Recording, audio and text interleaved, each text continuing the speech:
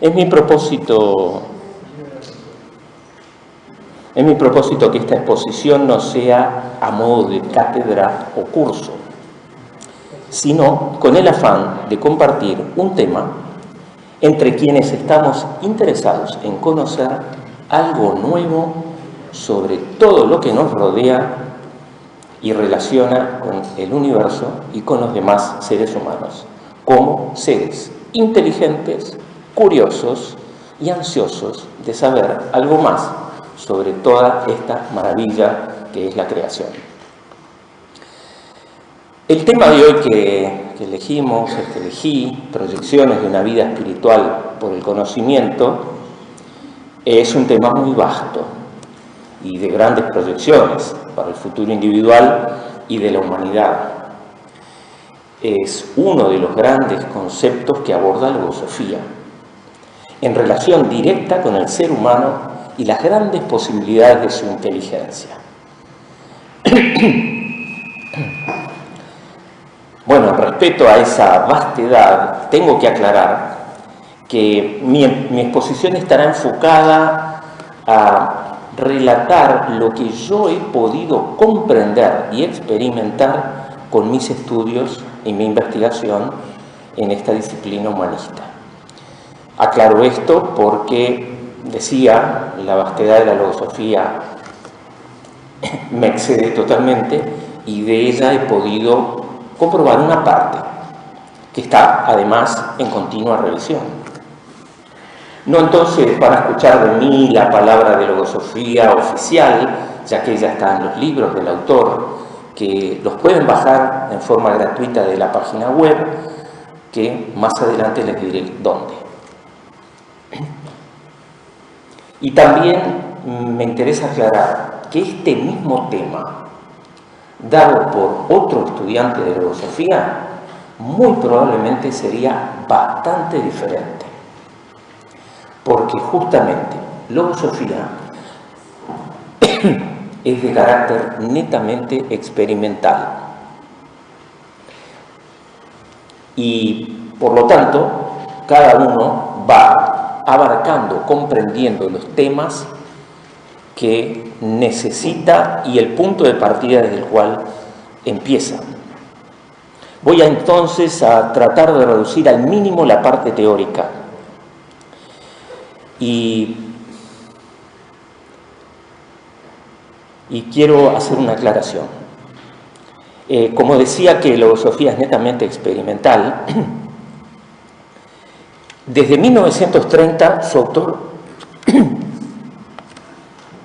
autor dijo que por inobjetables que resulten sus afirmaciones, se aconseja no creer ni aceptar lo estudiado y se impone la experimentación como base segura para el proceso hacia el saber. Esto es lo que le da el carácter bastante individual.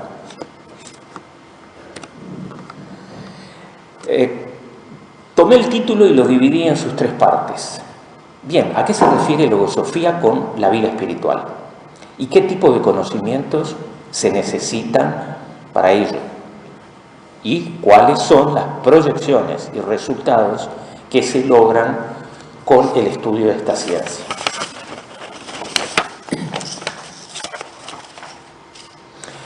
Bueno, pero pensé en que quizás un relato pueda servir para introducir el desarrollo de este tema.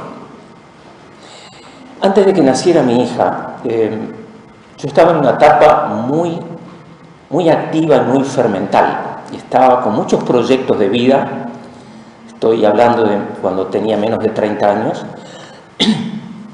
Y bueno, estaba concluyendo algunos estudios, buscando conseguir un trabajo que finalmente logré. Con mi esposa, en aquel entonces mi novia, queríamos construirnos nuestra casa, buscamos un terreno, lo conseguimos, proyectamos la casa, la hicimos, proyectamos viajar, lo hicimos, y así continuamente era un proyecto, una etapa, una realización. Y en algún momento yo le dije a ella, le digo, para mí la vida no puede ser solo esto. No puede ser solo nos planteamos un objetivo, trabajamos para ello, lo logramos, y el siguiente objetivo, la siguiente etapa, y así, y así, y así. Yo le dije que sentía que tenía la sensación de que estaba pasando por la vida y no iba a dejar nada para la humanidad, no iba a dejar nada para los demás. Como formación científica, lo que yo pensaba tendría que lograr algún invento, algún descubrimiento, algo en el área de las ciencias que pudiera quedar y servir a la humanidad. Pero la realidad es que no inventé nada, no descubrí nada, lógicamente, porque no me dediqué a investigar. Tenía muchas cosas que hacer, pero estaba esa inquietud. Por allí entonces nació mi hija. Y para mí fue un terremoto, porque aparecieron inquietudes que antes no existían. ¿Y ahora cómo la voy a educar? ¿Con qué valores? ¿Con qué conceptos? ¿Cómo voy a ayudar a la formación de ese ser? No hay nada más dulce y más tierno que un niño para despertar en el padre estos sentimientos de querer darle lo mejor. Y bueno, con mi esposa empezamos a ir a cursos para padres, a comprar libros, por un lado y por el otro. Y yo sentía que no era eso. Sentía que faltaba algo y yo sentía que el amor de padre podría no ser suficiente. Y estaban entonces ambas inquietudes.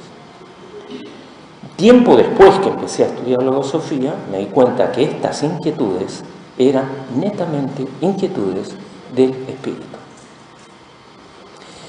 Bueno, en esa búsqueda de respuestas estaba cuando un compañero de trabajo me invita.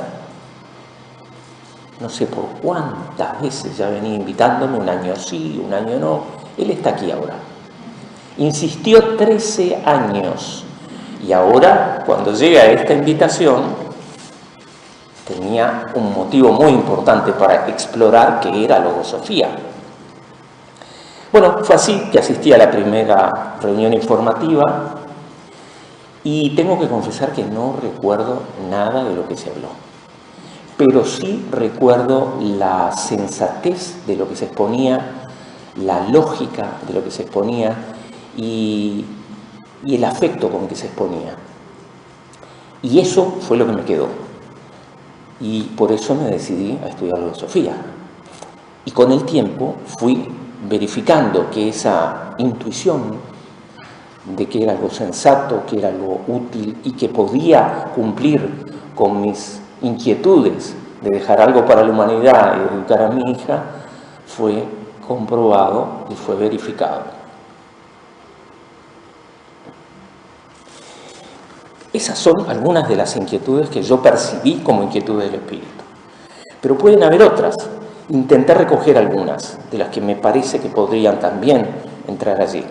Una de ellas es, ¿qué es el espíritu? ¿Qué es eso que llamamos espíritu? ¿Es algo vago, intrascendente? ¿Cuál es su función? ¿Cuál es la finalidad? ¿Beneficios de conocerlo? ¿Habrá algún importante beneficio de conocer las funciones de ese espíritu? Por ejemplo, ¿contestará alguno de estos interrogantes? ¿Para qué estamos en la vida? ¿Tiene que ver con lo que nos pasa todos los días? ¿Podemos aprovechar algunas oportunidades conociendo su función y su finalidad que si no la conocemos? ¿Se manifiestan los niños? Hemos visto en los niños que parecen traer algo ya cuando nacen, que no lo adquirieron, que ya vienen con eso. ¿Cómo es eso? ¿Tiene algo que ver con esto, con la vocación? ¿Tiene algo que ver con los sueños?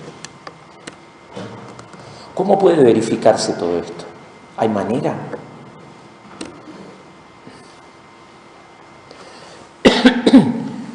Voy a intentar aproximarme a estos temas desde aquí. La búsqueda del saber y el vínculo con lo superior es algo que ha ocurrido en todas las épocas, en todos los pueblos y en todas las civilizaciones. Estamos hablando de civilizaciones y pueblos totalmente distantes, algunos muy primitivos y otros muy adelantados, muy evolucionados. Y sin embargo, las inquietudes estaban. Las inquietudes estaban. El ser humano siempre presintió o intuyó la existencia de algo superior más allá de su existencia física. Y siempre fue la búsqueda del saber lo que lo movió a investigar y preguntarse y escalar todas las cumbres del conocimiento en todo sentido. Y justamente en este aspecto de la búsqueda del conocimiento del plano superior fue lo que más le costó y donde más caminos recorrió. Lo buscó por medio de la filosofía, de la religión, de la especulación metafísica y tantas otras formas vagas y a veces contradictorias. Se llenó de teorías, de creencias y de corrientes de pensamiento de todo tipo.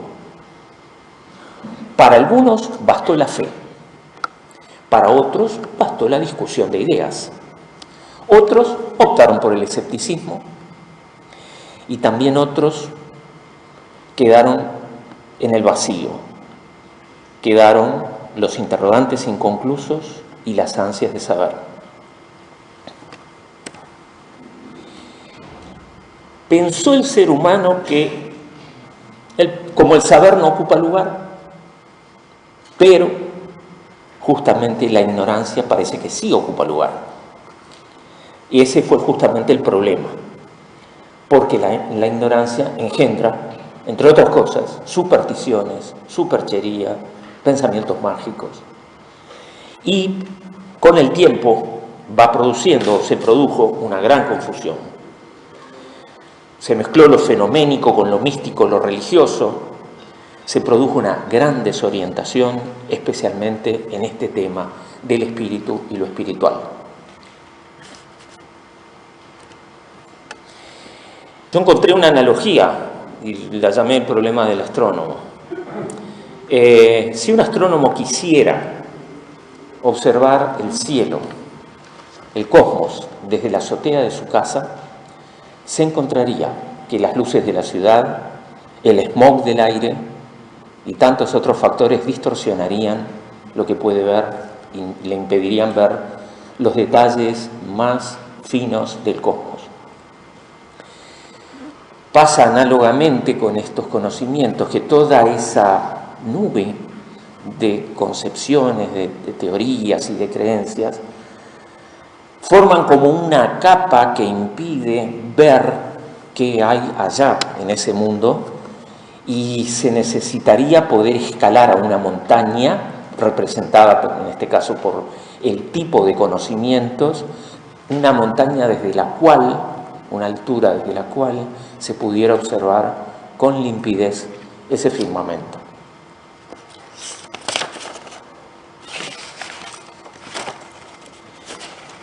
Bien, si nos fijamos en el estado actual de la humanidad, con el derrumbe de valores, con la pérdida de la esperanza, con la ausencia de alicientes superiores para la vida, evidentemente tenemos la prueba de la inoperancia de todos los rumbos que se han seguido equivocadamente.